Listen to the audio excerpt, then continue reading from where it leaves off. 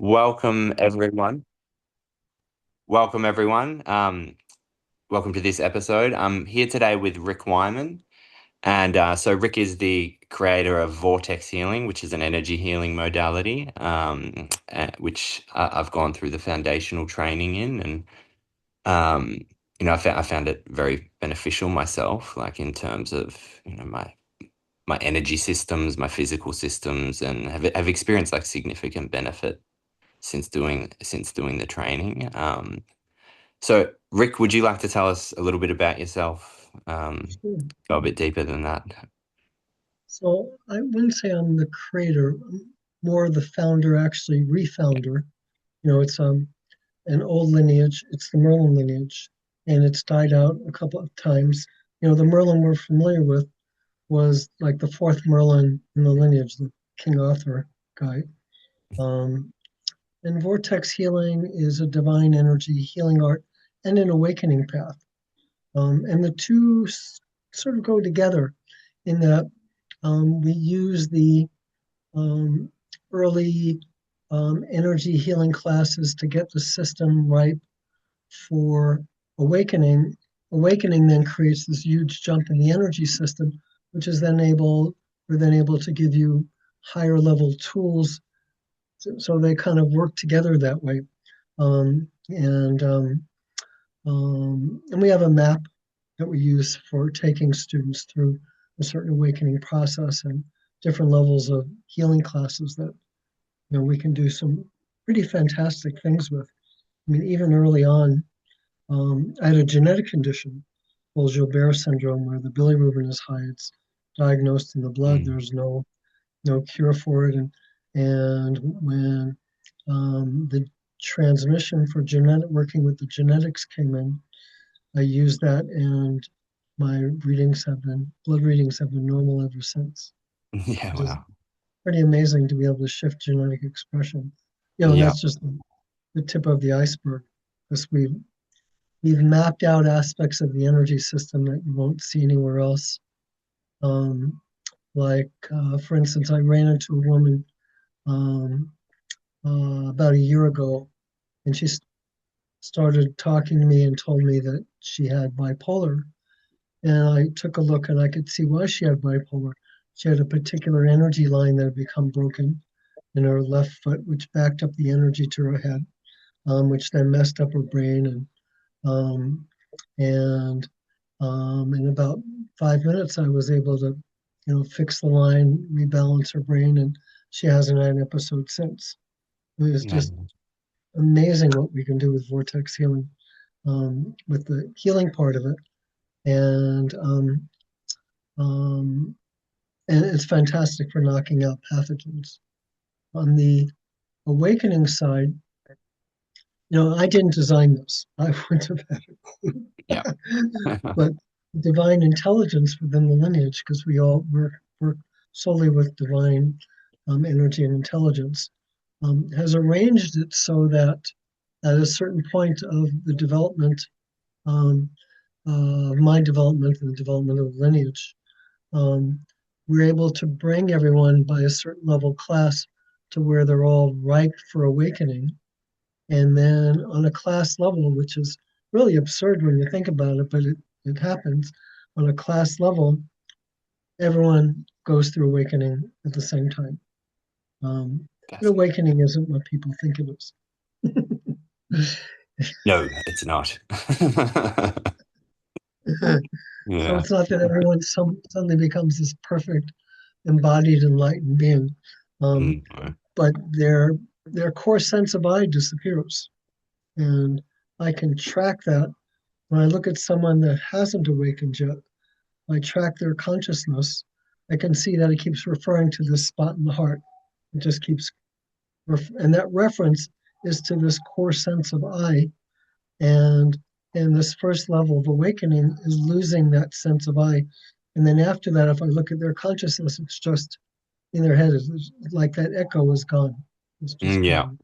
Yeah. Mhm. So it's like a point at the center, kind of cracks. And then there's just kind of like nothing there, Um, like I'd love to talk about like the embodiment of that post initial shift, and what happens there. Because what I've noticed is, in my own experience and knowing other people who had that initial shift, where the sense of I is seen through.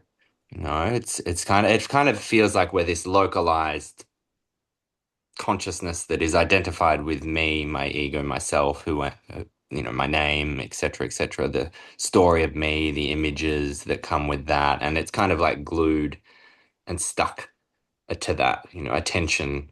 But then it's like as it unglues, and that central subjectivity is kind of seen through, like there's kind of no center, and it can be quite disorienting, and um like dramatic, like especially on the body and the system, and um like it can cause lots of problems, in people's lives, like illness. And I know I've suffered a lot, like since that experience, especially physically. But your prehistory, was different, um, and you had your awakening movement kind of on your own, not through the progression Yeah, that we take students through. So the way it works with us is that, it's like Adi Shanti, who's a well-known awake teacher. yeah, When he woke up, he was his system, you might say, wasn't prepared for it, and he was in a lot of pain for a long time afterwards. yeah, Um, and but the energetic work that is done for most of the students who are coming through our process, by the time they lose their core veil, their systems are ready for that. So you yeah, don't get much of that. yeah, For us, you don't get much of that on the physical level. Now, on the um, experiential level, you have this kind of continuum of people who like are, just really have almost like an instant kind of embodiment of it. It's like they're they draw. Well, let me just back up a step. So I like to say about awakening is that everything changes and nothing changes, right? Because all the conditioning, all that's still there. At the same time, your relationship to all of it is still there. So if you're tuned into that, to your relationship to that stuff, all of a sudden everything feels different. If you're really stuck in your head, you might not even notice that anything has happened, mm, yeah, right? And everything in between. So I've seen where people, in this initial movement we call the core veil, losing the core veil. And so I've seen where people have lost their core veil and they go into grief because the leftover ego can feel it's lost part of its like reality. mm, I've seen where people just start laughing hysterically because they get the joke of having suddenly realized that they're not who they always thought they were, yeah, and everything in between, you yeah, know. Um, and so the the initial experience of that awakening is completely different for people, and their embodiment process from there is completely different as well. For us, it's not that the eye simply becomes see-through, becomes see-through on certain levels, but the actual that eye in the heart actually just disappears. yeah, It's not even that see-through; it's just yeah, gone. You can't find it anymore. Um, and like for myself, um, it was a real schizoid kind of experience where there was all this kind of all the leftover. I called it the eye in the head. Which is all the thinking and conditioning yeah, and but there was this. I called it a no eye zone in the heart.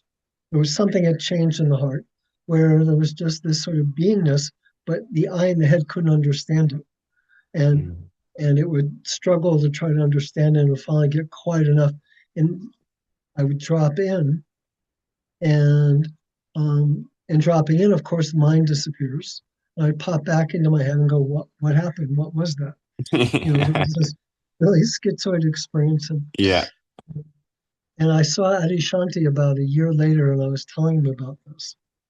And he looked at me and smiled and said, "Only a year?" Yeah. Yeah. Yeah. So, so I find that there's um, this kind of split that, kind of goes on fairly indefinitely, where there's still the ego mind operating and all the conditioning that's left of that, and there's all this freedom that's there that's happening simultaneously as well. Um, Suzanne Segal wrote a great book called Collision with the Infinite, where I've read it. Yeah. It's pretty full and on. it's beautiful on, and um, when she lost her core veil, it brought up this terror in her system, Mm. and for most of her life, that terror was still there. And she says it didn't affect her awakening, but for her, her awakening also didn't impact the terror. Yeah. Now, towards the end of her life, um, some of her students mistakenly thought that she was losing her awakening, which isn't possible. Um, what she was actually doing was starting to incorporate some of that early trauma stuff that had created the Yeah. terror. Yeah, she had a But lot of early trauma. Like, in the back of her book, it talks right, about it. and and because she hadn't, that trauma, gets held in that root chakra, which then backs the energy up into her head, which then gives her a brain tumor, and that's what killed her was her Yeah. unprocessed terror. Yeah, yeah, makes sense. In her book, it talks a lot about the terror, that she experienced, and I know that experience. When that shift first happened, he had like the just almost years of terror, you know. But like I had this orientation, almost like a devotion to experience like the divine within everything, So Mhm. my, initially it was, Adya talks about this too, like waking up, and out. And, that initial shift was like really dramatic here. It was like the moon is happening inside of me, and like, driving the car, and cars are like driving through me, like complete loss of kind of any localization. And, then slowly it started to feel like, everything is kind of made of this same awakeness. I was looking at things, and what it is that's kind of opened up is the very substance of everything, all the form. And then it kind of started to come down, into the trenches, into all the things um, that had, been repressed, like the trauma, the pain, and I know you talk a lot about divinity as well, and at that at different phases, it was like different qualities of the awakeness would start to emanate up out of itself. Like it would kind of manifest itself as various qualities. And sometimes it was like love, it was really felt as divine love. And other times it, felt as like strength and different. Like it was just starting to come down and like embody itself. And that's still in process, I don't know if it will ever stop, but that kind of descent downwards, there was a stage where, all of this still felt separate. Like there was the awakeness, it was everything made of the awakeness, but then it's like there's the terror and conditioning and rage and grief, and it's like that's not it, like that's something that needs to be fixed. But at a certain point, I was actually sitting looking at an image of Christ. And as I was looking at the image of Christ, I was kind of pendulating attention back to this terror, like this clenching terror in the belly, and moving attention back and forth. And when I'd look at Christ, it was the divine, just emanating as itself. And then I kind of came back to the terror, and it was like it woke up to what it was, it was like, oh wow, the terror itself isn't some separate thing, you know, Mhm. but that doesn't mean it's not still terror, like in a way, like you're Yeah, still right. Mhm. experiencing it. Like, you know, you Mhm. can feel the pain from within and feel it as that same awakeness, you know, but yet it's still pain, you know, so it's like Mhm. paradoxical. Um, you know, as Nisargadatta said, you have to become okay with paradox. Um, you know, and so it at that descent down, it was like everything down here also started waking up to itself. And, you know, I kind of describe it, you know, using that metaphor of like the ocean and water.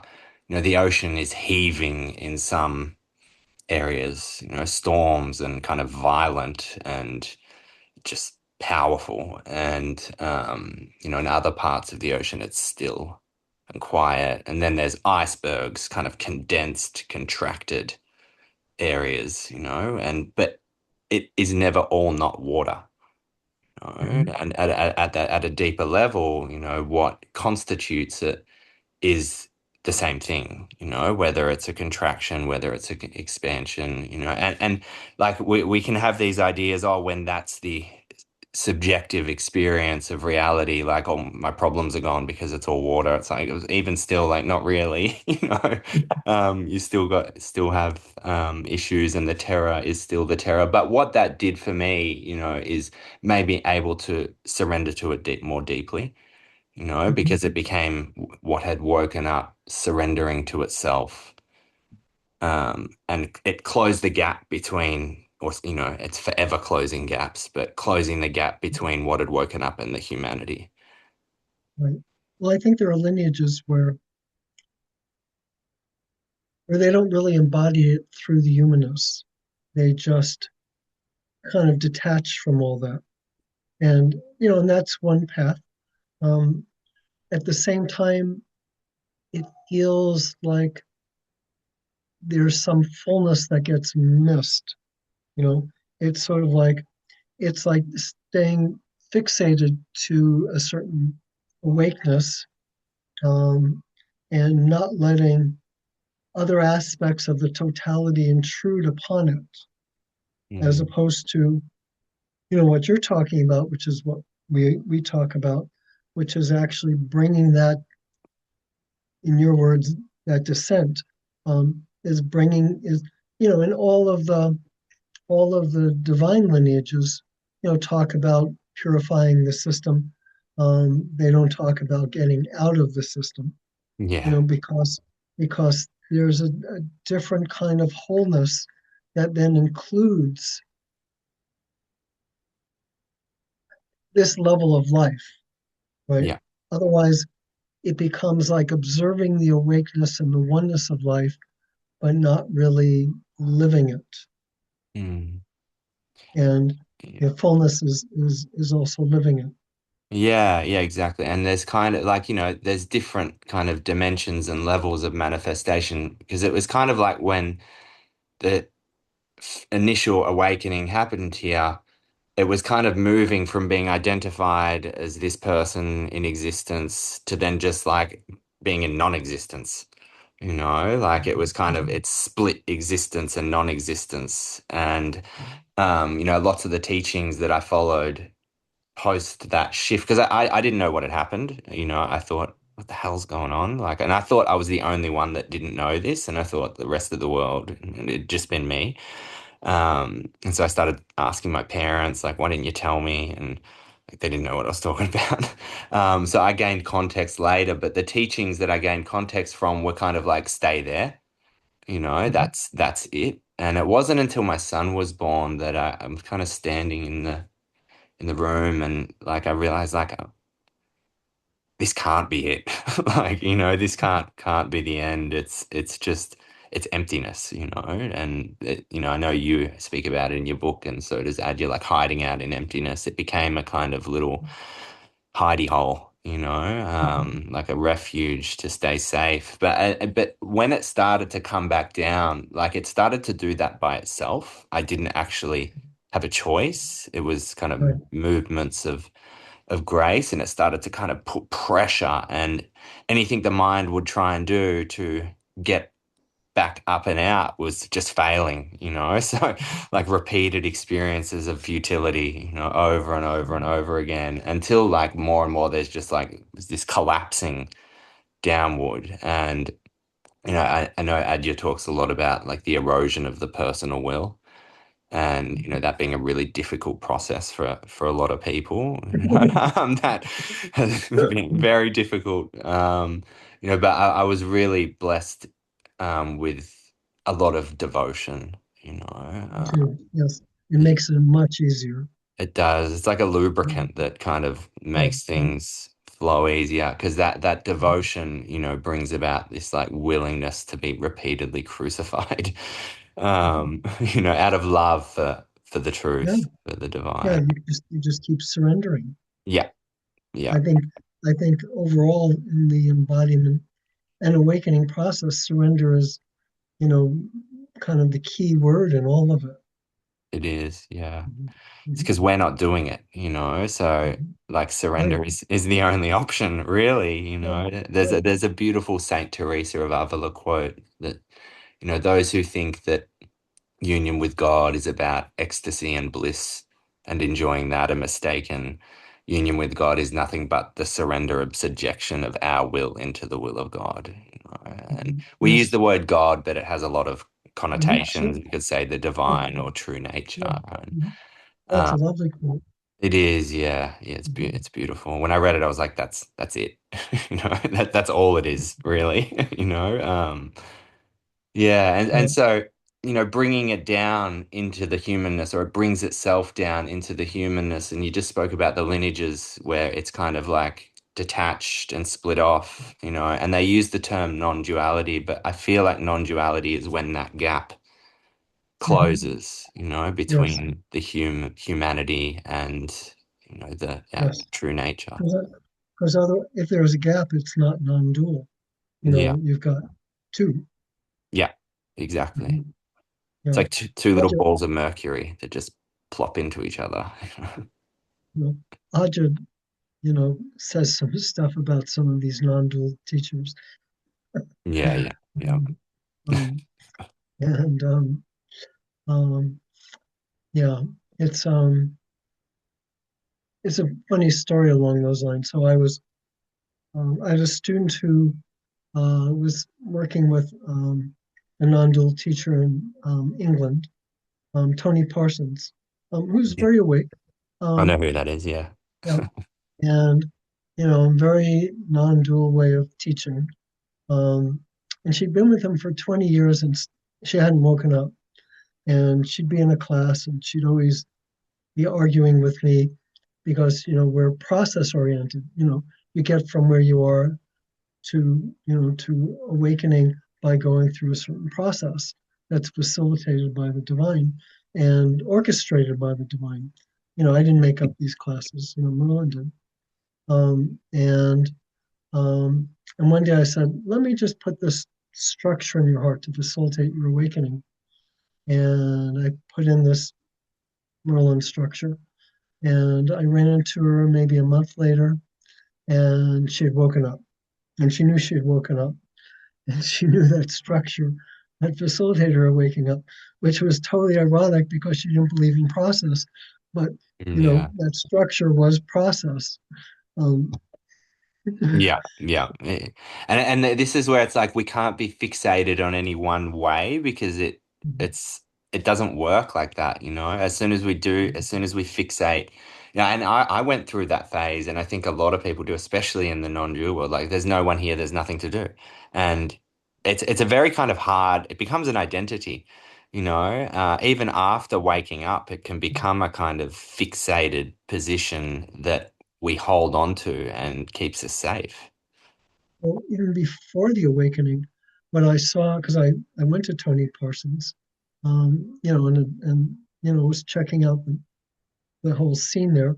And so what would happen is he would tell, let's say, he would say something, um, maybe tell a joke even that was kind of like a non-dual kind of thing, Yeah. and you'd see all these people laugh from the perspective of, yeah, I know, I've got it, and And it's like they created this mental reality of awakening through that process, but it didn't go through. It didn't go through the heart. The core veil was still there, but it was like almost like a pseudo awakening in the head, but it wasn't the real thing, and they were stuck there. So we've Mm. had some people who've left and gone to people like Tony Parsons, then come back because after 2, 3, 4 years, they felt like they hadn't gotten anywhere, and having the headline that says, there's nowhere to go was not helping them to get wherever they wanted to go. Yeah, yeah, yeah. And it's Even though like, there is nowhere to go, but I was about you to have to say wake up. that. Even though you have to wake up to actually have the experience of it, otherwise it's just a concept. Yeah, yeah, exactly. And it's because it's true from a certain vantage point, that there's nowhere to go, there's nothing to do, you're already that. It's like Mhm. that. I can't remember who said it, but everyone is a realized master. They just haven't realized it, and it's like those statements are true, but not But as they a don't help. they don't help. Yeah, they don't help. They're actually a hindrance. Well, Papaji, who I visited a couple of times, said um, because he would teach from a non-dual place, um, he said, this teaching is a shortcut for a select few. Mm. But he wouldn't then say, okay, for you, you, and you, everyone else can go. Um, Yeah, yeah, yeah, yeah, exactly. so for some people, when they're ripe and it's ready to move, just that thought Boom. can shift it. Yeah. Yeah, And yeah, and Papaji was very good. My sense is if you think of these like different levels of movements of awakening, that it's like he skipped this one spot that and everyone else, becomes part of that process. So it was like almost this bump in his energy system, and he would use that bump to move people. yeah. And he did that with me one night where um, he really got my. I won't go into the whole story, but he really got in my face, and I was a bit shocked, and people were coming up to me and congratulating me, which they knew more about this process than I did at the time.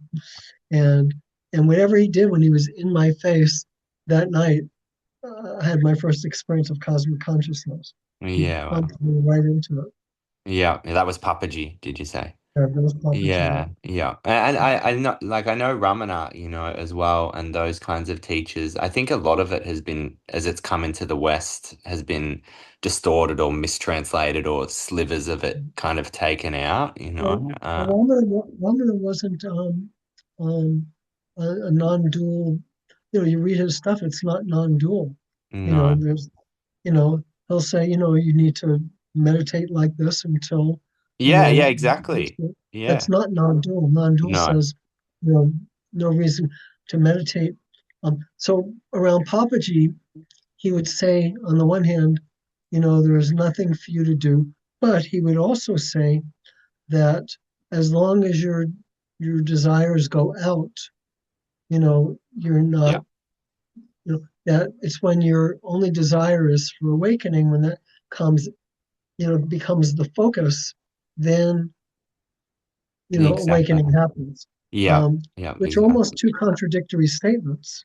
Yeah. Um, and I would see all these people around him, especially the Osho people, that would take on the nothing you can do and ignore the when it Yeah. will. Yeah. So they were all Exactly. just, drinking Exactly. and smoking and fucking and whatever, and they, Yeah. and just waiting for it to happen, but they weren't really Yeah. doing it. Yeah. They Well, weren't walking Ramana around. said the same thing that as long as there's vasanas, outwards Mhm. desires, the mind has to be trained to turn back inward. And, if you look at a lot of his teachings, it was so much of it was about devotion and surrender. It wasn't just inquiry and it wasn't saying there's no one there and nothing to do. It was about so much of it was about devotion and surrender to the divine. And like, I did read somewhere, like I don't know if this is 100% true, but he said, apparently said that, self-inquiry is for people that have done all the practices, Mhm. previously. Like if you do it too soon, like Mhm. it's not going to work. And Right, that makes yeah. sense. Mhm. Yeah, it does, because Mhm. like in my case, it was similar to his. It just kind of happened, that opening. But then it's like after that, there's still had to be the surrender and the devotion and all of those sort of things. I could have just said, "Oh yeah, it's happened," like now there's nothing to do, there's no one here, blah blah blah blah blah. But something, I could feel it. Something else came in and wanted to move things through and like embody itself. And it was, and at that point that people, will say, well, if there's devotion, then there's two, you devoted to this or that or Not whatever. necessarily. Not necessarily. I have Exactly. a phrase that I first used in this one class um, with this uh, someone in my class who was an Amma devotee, who was a really very committed devotee. But I could see how she was meditating, and I said to her, you need to you need to have devotion without the devotee. Mm. And she got it, and her whole meditation, her whole process changed. Yeah. 'Cause it's like it is devoted to itself, in a way, Yep, and it's devoted to yep, deepening into itself and exploring itself. And, there's a mhm, kind of organic unfolding that mhm. happens, from Right, a different place than right. Because previous. otherwise, you have this position of a devotee Yeah. acting the way you think a devotee should act, and you see so much of this around Amma. Yeah. All these people like doing their act of being a devotee, Yeah. um, which is really just becomes a re-encapsulation of their neediness projected onto Amma, Yeah. as opposed to just Mother surrendering. wounds, yeah. Yeah. And they become kind of repressive ego structures, and like that keep kind of instinctual energies at bay because we need to act a certain. So another layer of kind of conditioning, which can be based on our relationship to our actual mother, or our actual father and the conditioning around that. And then it gets reenacted, even as different kinds of spiritual practice. Yep, yep. Yeah. Probably the best example of devotion that I've come across is with Dada, who was one of Neem Karoli Baba's devotees, is one of his closest devotees. Dada, like Baba would say, go bring me some water. So Dada would start walking to wherever the water is. And he'd get halfway there, and Baba would say, come back here. And then he would say, no, change my mind, go get the water. And Dada wouldn't hesitate for a moment or complain or say, what are you doing? He just turn and he would turn, and he would turn. It's like, Yeah. uh, thy will be done, whatever it is, I don't care. Yeah, it's interesting that topic of will, because the will can really survive and hold on after very deep Mhm. awakenings, and that process of like the will being eroded or humbled, it reminds me of that, like Meister Eckhart, the Christian mystic, and he wrote a sermon on spiritual poverty. And I just love that term because it's like the erosion away of the will has been just like being brought to poverty, over and over and over again in this, like, oftentimes very painful, like, process, where the will has to repeatedly give itself up, subjugate, surrender itself, and that there hits this point where you can't get past because you can't kind of like the will can't overcome itself from within itself. It's like, the Taoists say it's like beating a drum in search of a fugitive. You know, every move you make, he hears you coming and evades you. So you're kind of in this kind of fixed kind of loop, and anything you try to do to kind of surrender past that point, it can't because that itself is an act coming from the will, and this is where grace, has to kind of step in because it just, and that only comes through being humbled, in my experience. Well, I think it helps when people have experiences that really teach them that there's this bigger process going on that they're not in control of. I'll give it one example from my own life. So I've been living on the edge, um, uh, and was getting tired of it. Just the day-to-day struggle of it. Taking day jobs and all that kind of stuff. And I thought, okay, I was very good in science. I'm going to go back and I'm going to become, an engineer. Um, I had dropped out of engineering school. Well, not that I'd become an engineer, but I was going to go back in computer science and get my master's degree to save myself from living on the edge. And in order to have the time to do enough work to go from like zero to like master's program in computer science in like, one semester, I took on a lot of coursework and was doing it from my mother's house, so I wouldn't have to deal with all the, shopping and bills and all that kind of stuff. And at one point, it was just too much. It was just totally too much, and I Mm. gave up. And I was standing in front of this armchair, and I felt crushed by the weight of what I was trying to do. And I just said, I can't do this, and I collapsed into the chair.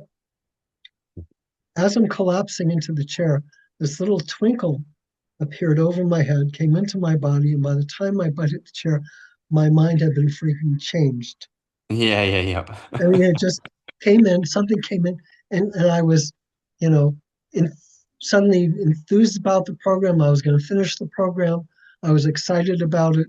I was going to get, and from that, I stayed in. I actually got a teaching assistantship um, for computer science back in my spiritual home in Tucson, Arizona.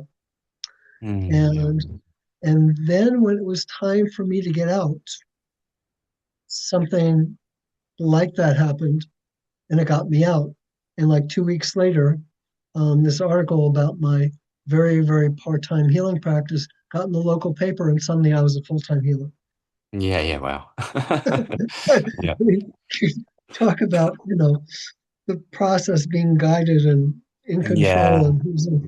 and you can't help but surrender when stuff like that starts happening to you. It's usually at that point of futility where we just kind of collapse that like something opens up, there's like light comes through the cracks at Mhm. that point, and and as you say, like to have trust, a really inherent sense of trust in the greater intelligence that is doing this process. Like for even the mind to develop that sense of trust, that brings about more and more willingness to be able to surrender and let go. And so much of my process, it's what's to help to develop that trust in the mind and in the body, in the kind of somatic contractions and is trust in that feeling of being held, like there's And of course, something that's a vast. problem for a lot of people because a lot of people from their childhood, they've developed this deep sense of non-trust. Yeah, exactly. And some of those people can leave that kind of in this realm and trust the divine and then use that to transform, all that Yeah. early distrust. But for some people, it becomes a process where they can't trust the divine because they have to stay in control to feel safe. Yeah. And Yeah. like and that's part of where again the healing aspect of vortex healing can then work with that and help them to get to a place where there's more surrender, more trust, which then helps their awakening process. Exactly. And it's like we can wake up without any of that, being there and complete distrust, the system not surrendered, like that kind of center can drop. But, Mhm. and this is where it's like all these kind of devotional practices and trusting God happened after, and it's those early kind of contractions and densities, they develop like as the sense of self develops. They're kind of underpinning a lot of, our conceptual identities that are there. And that sense of as a baby, an infant, they start to develop then, how much we feel held by our mother, by our father, by our environment, and those contractions can create a brace against it. And Absolutely. What yeah. do you mean by devotional practices? What does that mean for you? Just the inherent sense of devotion that kind of flows Okay. through, Not an actual practice, but just the not a structured ongoing. practice. No, Right. Okay. I did practice, like some of the Christian mystic practices where it's just Mhm. mantra based and Mhm. focusing on the heart area, and the Jesus prayer and things like that. But essentially, that devotion is something that kind of moves through and kind of organically. Um, and not everyone has that, I've noticed, and I can't imagine if I didn't, like, it kind of, I suppose it potentially would have gotten Can't stuck. imagine either. I can't Yeah, imagine how I it would have can't. been either. I Yeah, mean, even for the classes I teach, I mean, there are all these transmissions. I'm not doing it. I could be reading, I could fall asleep.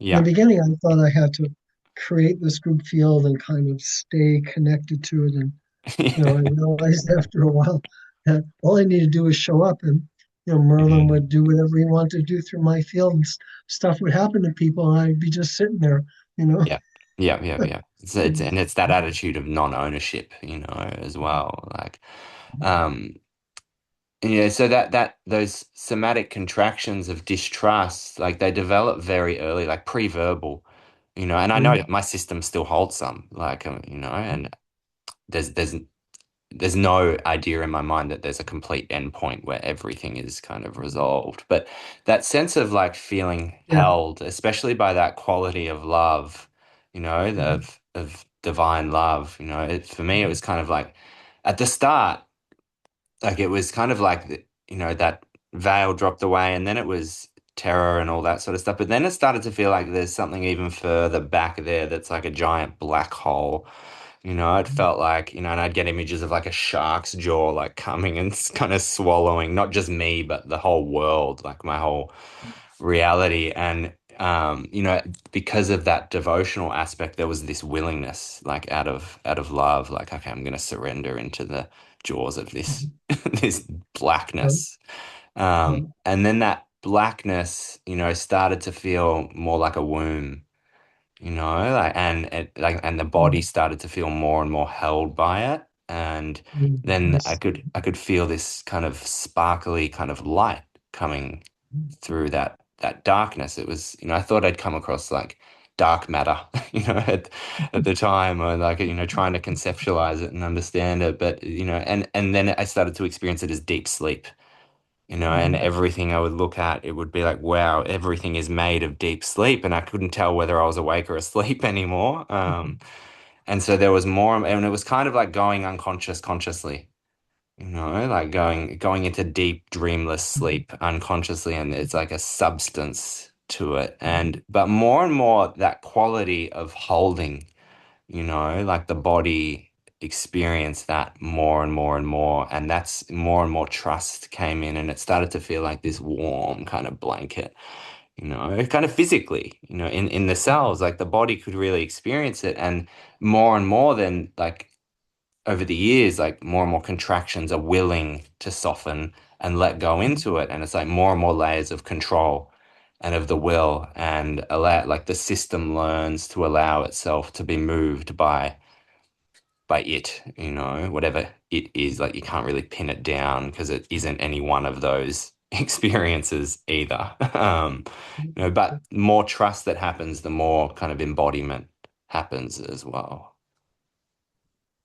Nice. Yep. Yep. Yeah. Yep. Yeah. Yeah. So how did it unfold for you, in that sense? Because, you had your shift and awakening, and then you were into energy healing and all that sort of stuff, and then you had these experiences with the avatars of the lineage, and Right. Well, I was already, um, I had this long period of starvation and very, very out of bodiness, which was, my father died, my mother went into a black hole, and, like my whole life just collapsed, and I just got out. I went to Europe, and I also had asthma, and I quit my medicine cold turkey. Um, and so when I would eat, it would both bring me into the body, and I would feel the asthma, and then I would feel also all the emotional stuff there. So I just stayed way out there, way, way out there for years. And what probably saved me was my connection to Ninkoli Baba, to Baba. Mm. Um, he was like the thread that my life was hanging on. And there was just, well, before him, I had this guru bad guru. Um, Yeah, one of those ones, yeah. and turned out and he had real power, but he was really secretly an asshole. He was breaking up families, sleeping with the wives, all So that kind of common, stuff. like same old story, you know. Same old story. And um, and and it took a while. One woman who left him committed suicide. She probably couldn't get him out of her head. For me, it was for a while I couldn't get him out of my head.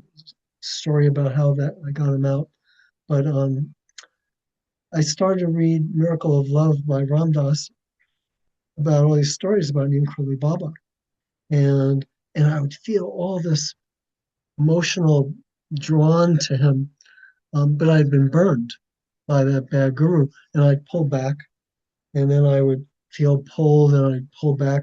I mean, I'd feel like I was there in the middle of all those stories, and I was at Kripalu in the middle of a yoga retreat, in the middle of a posture, and in the middle of that posture, something in me must have reached out, and he came pouring in, Mm. and my heart blew open, and I laughed and I cried and felt like I had come home, and my life just went like that. And that was Wow. the beginning of that was devotion started right there. Yeah, yeah. And then it's kind of effortless at that point. Like it's the Right, devotional heart's open and right, it almost can't not be devoted, you know, like right. And it's mm, all divine timing. I had this client once, this woman who, when I had a practice, a healing practice, she was a newspaper reporter, black leather, motorcycle, living in the fast lane, and she had issues with her neck, and she'd been to all kinds of places. Nobody could fix her neck, and she heard about me, came in, and the first session I fixed her neck, and so she came back. In the second session, I saw this spot in her heart that was creating like a little bit of a torque into her neck, and her neck was fixed. This was like a place that could, kind of pull it out of whack. And so I was channeling, and I started bringing in Imkoli Baba, to channel into it. And when I'm channeling that, it has a certain power and energy to it. Well, all of a sudden he came pouring in way beyond anything I can channel. I mean, way beyond. He just came pouring through and blew up her heart. And she went, and my mouth dropped open. I was in shock. And I knew her life had just changed.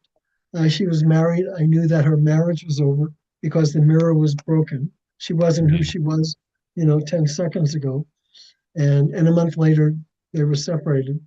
And she went from this, living in the fast lane to being an Inkweli Baba devotee in wow. a blink. In a Yeah, blink, devotion just, divine came in, grace said, okay, it's time, and just changed her yeah. life, you Wow. know. Yeah. Amazing. And it's so interesting because there's, like the lineages of like Neen Karoli Baba and Anandamayi Ma and Amar and these kind of what they would call in India sages and avatars and then there's like out of that is like Ram Dass and these kind of really devoted Krishna Das and these really kind of devoted it's all about devotion and love and then there's kind of like Ramana and Nisargadatta and these branches that come down and, then it's kind of come into the West through, Gangaji and different people, Papaji and then it's like, it's kind of feels like it's totally like separate, but in reality, it's not, What feels separate? like the inquiry aspect, they both can kind of come Mhm. together and, Mhm. um, like vichara, self-inquiry and bhakti, in my experience over time, it's like it's the same thing, it's that sense of what has, because, self-inquiry is not meant to be just a mental exercise. Right, There's a right. natural kind of curiosity and Mhm. opening and kind of almost felt Surrender. sense. Yeah, Yeah, surrender. the thoughts. Yeah. Let the Yeah. surrender into the I that you think you are, Yeah. and Exactly. yeah, absolutely, they melt into each other. Yeah. And so that Mhm. surrender is also Mhm. devotion, Mhm. and so it's like it's the same thing, but Mhm. it's kind of like if inquiry is just practice, it can It's become. the same thing at a certain point in your path. Yes, exactly. Right. Mhm. Yeah. But Earlier on, it's not. yeah, yeah. Well, you can kind of Mhm. have that self-inquiry and see through the eye, kind of intellectually, just the looking, and the looking can become aware of the looking, but it's kind of empty and it's kind of like in this place of emptiness, void.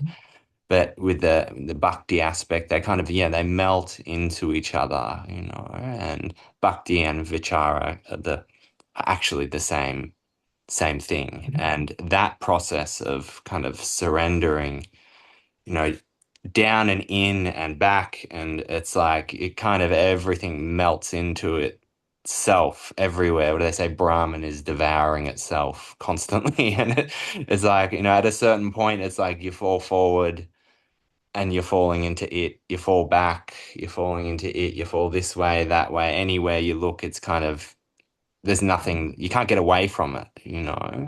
Well, almond devours itself, but a lot of what he's devouring isn't very digestible. He spits it back out. It becomes new universes. Yeah, yeah, yeah. It becomes the universe. It becomes creation. Yeah, yeah, yeah, yeah. Beautiful. So Um, I feel like we've covered a whole lot of territory. If there's anything else you want to cover. have you ever gotten to see Krishna Das in person? No, never in person. I've watched, No, listened to a lot of his music, but because that's really because he's just chanting to Ninkoli Baba, yeah, and when I'm there, I see Baba actually standing there, right behind him, and yeah. I'm just sitting there with Baba while he's playing, which is wonderful. Amazing. Yeah, his music's beautiful. Like his voice is just Mhm. something else. Yeah. Yeah. One of his band members is a Vortex Healing student as well. Oh, really? Oh, cool. Yeah. Yeah, amazing. Yeah. Awesome. Um, so do you feel like that kind of ties everything up? Yeah. Yeah. Let me just think for a second. Sure. Um, yeah, I just want to come back to, you know, there are a lot of people who feel like if they're supposed to engage in a more direct spiritual pathway, it's going to just sort of happen. And that is true. At the same time, a lot of the inner position of that mindset is procrastination and avoidance. Yeah. And and so I would just, urge listeners to, to check that out within themselves at whatever level they are in the process, to look for what they're really avoiding in the process. Yeah. Yeah. If there's something that's kind of unconsciously, it's easier to push it over there and stay over here. And, at a certain point, everything's forced upon you. But like if we start to make those structures, like those inner structures of craving and aversion conscious, the more we're kind of pushed into facing certain things. And, just to say as well, in my process, there was a time, for deep somatic work, like learning to be in my body safely and Yep. learning to regulate my nervous system. Then there's been a time for kind of focusing more on the energetic system and energy healing. Mhm. There's been a time, for kind of deep surrender and self-inquiry, and like it kind of takes on this organic flux and a thread that we can learn to follow, like an inner GPS that kind of can guide us into where to move to next, but if we have these fixed ideas, as you just said, based on avoidance, we kind of can't quite get a hold of the thread. Yep. Yeah. I want to also mention I have two books that are out. I have an older one, but that's out of print. One is called Awakening Through the Veils, a seeker's guide that describes our map of awakening and, kind of gives guidance for people who are walking that on their own. And the other book is called Vortex Healing, which, you know, um, magical path of healing and awakening. And a lot of that information is on the website, which is, if anyone's interested, is vortexhealing.org. And most of our classes are given virtually. Post COVID, beforehand, it was all in person.